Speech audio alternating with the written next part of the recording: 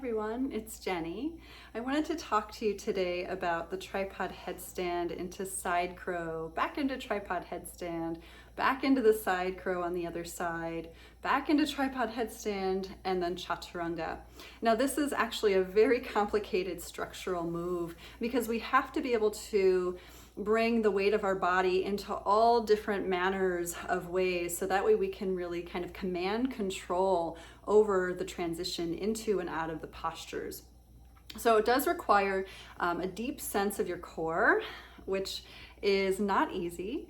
If you're just focusing in solely on, by default, the remainder of the body and not focusing on the core, the likelihood of really getting this and of actually moving through this whole transition might be a little bit slimmer. Not impossible by any means, but maybe a little slimmer. So it's always a good idea to try to recruit the core muscles for the strength that's required for transitions into and out of these postures. So without further ado, let's try. Come on over to the top edge of your mat. So you already all know kind of the mechanics of the side crow. If you haven't yet seen the side crow in action, be sure to look at some of my other videos on side crow and you'll get it, no problem.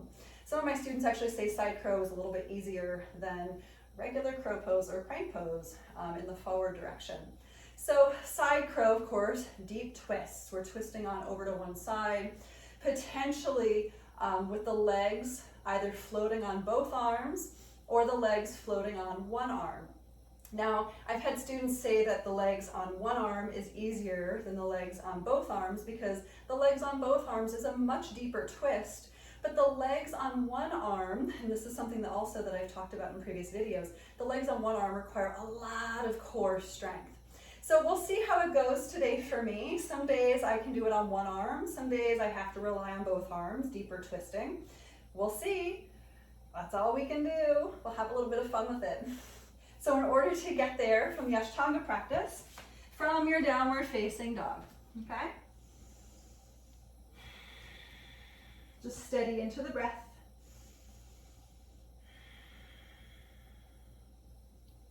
And then from here, I like to walk my hands back just a little bit, and then a slow descent to bring my head to the floor, walking my feet in, taking my tripod headstand, and then preparing, bring the knees down into the chest.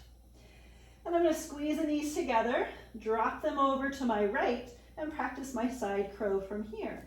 Squeezing into my obliques, lifting up through my chest, lifting my gaze up, and then bringing my head back to the floor, knees to the chest as strong as I can get them, and back up to the sky. And then once again, knees back into the chest, twisting to the left, just going easy with it.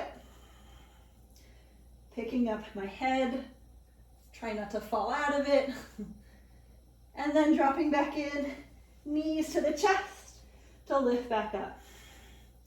The exit, piking, chaturanga. Upward dog, inhale. Exhale, downward facing dog. Awesome. So as you can tell, it's actually a lot of work. I was totally shaking, and it's meant to be a lot of work because we're trying to build strength.